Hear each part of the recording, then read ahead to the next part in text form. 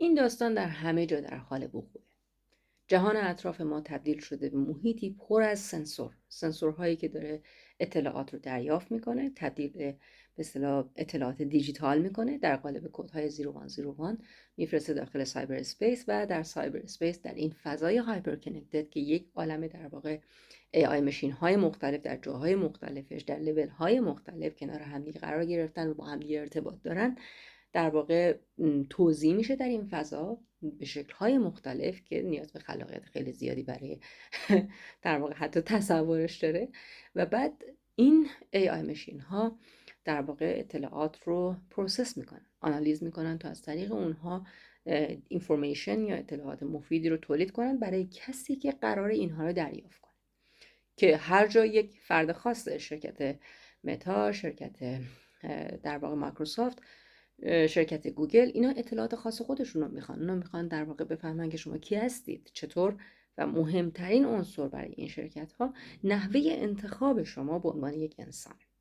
یعنی شما به عنوان یک انسان وقتی که از شرکت آمازون خرید میکنید، بر اساس پترن خریدهای شما شرکت میتونه توصیف کنه که شما به چه کسی رأی خواهید داد. حتی یعنی این در این حد امکان پذیره که این شرکت بتونه در واقع حتی الگوهای انتخاب بسیار بسیار شگفت‌انگیزی رو از داخل در واقع انتخاب‌های شما پیدا بکنه و بر اساس اون الگوهای انتخاب بگه که شما چجور آدمی هستید، چطور در موقعیت‌های مختلف تصمیم گیری می‌کنید.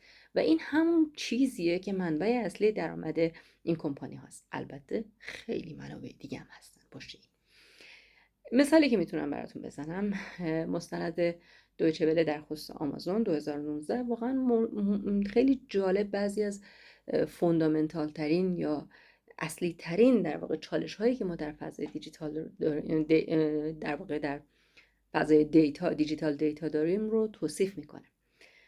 توی این مستند، البته میگم در قالب شوخی ولی عین واقعیته، داره نشون میده که شما بر اساس مثلا انتخاب های شما، اینکه شما چطور انتخاب میکنید و در واقع شما وقتی که دارید از شرکت آمازون خرید میکنید، شما به عنوان کاربر این طرف وسیله نشستید و AI ماشین اون طرف نشسته. خب بر اساس شکل انتخاب های شما و شکل ارتباط شما با این سیستم اطلاعات خاصی به سیستم میرسه. مثلا اگه اشتباه نکنم شرکت آمازون اون دیوایسی که ساخته الکسا یه چیزی شبیه به اینه. این الکسا اینفورمیشن خیلی بیشتری، دیتای خیلی بیشتری دریافت میکنه، چون در واقع صوت شما رو هم دریافت میکنه. فقط این وسط تکست نیست، بلکه اطلاعات بسیار بسیار مفیدتری دریافت میکنه. تون صدای شما، نحوه انتخاب شما، اینا همه تاثیرگذارن روی اینکه اون ماشینی که اون طرف نشسته بفهمه شما کی هستید، چطور انتخاب میکنید. و به عنوان شوخی توی اون مستند داره نشون میده که در واقع اون حتی میتونه قبل از اینکه خود شما بفهمید حامله هستید تشخیص بده که شما حامله اید. این یه چیز کاملا شدنیه. من به عنوان یک پزشک که میدونم مغز انسان تا حدی چطور کار میکنه، با توجه به اون سطحی از آگاهی که ما نسبت به این فضای دیجیتال داریم، به نظر من اینها کاملا امکان پذیره که در واقع این کمپانی بتونه حتی در این حد به در واقع به مغز شما نزدیک باشه، حتی نزدیکتر از خودتون. چنین چیزی شدنی هست، اما چالش های دیگه وجود داره. این در واقع یک اشتباه بزرگ داره اتفاق میفته و اون اشتباه اینه که ما فکر میکنیم چون این تکنولوژی قادره که این شکل در واقع من رو شناسایی کنه، از خود من به خود من نزدیکتر هستش، که حالا باز این موضوع رو هم تو ویدیوهای بعد براتون توضیح میدم.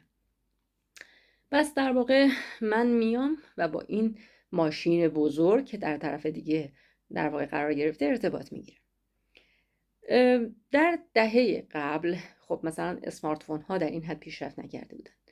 الان خب چالش خیلی بزرگتره، چون وقتی که من میخوام به اصطلاح در واقع خریدی انجام بدم، این رو از طریق در واقع اپلیکیشن هایی که روی اسمارت فون در واقع اینستال میشن انجام میدم و خب ریسورس های بیشتری برای دریافت اینفورمیشن وجود داره. یعنی اینفورمیشن صرفا کلیک کردن من روی انتخاب ها نیست، بلکه چیزهای دیگه هم هست.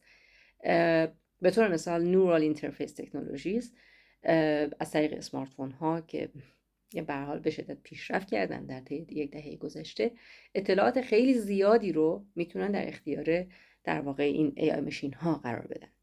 اینها همه فقط برای اینه که دانش و نالج خودمون رو زیاد کنیم، چون اگر زیاد نکنیم نسل آینده ما رو نخواهند بخشید، به خاطر جامعه و به خاطر انوایرمنتی که به اونها تحویل خواهیم داد. واقعا نخواهند بخشید. این چیزیه که من دوست دارم در این ویدیوها برای شما روشن کنم که هرچند ممکنه که در واقع به نظر بیاد این حرفها قابلیت به هر حال شاید اهمیت چندانی نداشته باشه، بایستی پیگیری بشه، تک به تکشون همراهی با من داشته باشید تا من براتون کاملا توضیح بدم در چه محیطی قرار داریم و چرا من واژه عصر حجر یا پالولیتیک ارا رو برای این دوران به کار بردم. اگر پدر و مادر مسئولی هستیم باید راجع به این قضیه خیلی جدی فکر کنیم، چون میتونم به یقین بگم که این موضوع بسیار مهمتر از گلوبال وارمینگه. حتی چون گلوبال وارمینگ با استفاده از همین تکنولوژی به راحتی قابل مدیریته. چالش های دیگه ای پشت داستان گلوبال وارمینگ وجود داره که اون ربطی به این که من و شما پلاستیک بریزیم تو محیط نداره و اونو باز توی ویدیوهای بعد براتون توضیح میدم. پس فعلا بهتر اول آگاه بشیم که در چه دنیایی زندگی میکنیم تا بتونیم این دنیا رو مدیریت کنیم، تا بتونیم به بچه هامون کمک بکنیم تا توی این محیط در واقع خودشون رو ادابت کنن، تطبیق بدن و بتونن زندگی کنند و اینطور نشه که واقعا ما رو نبخشن.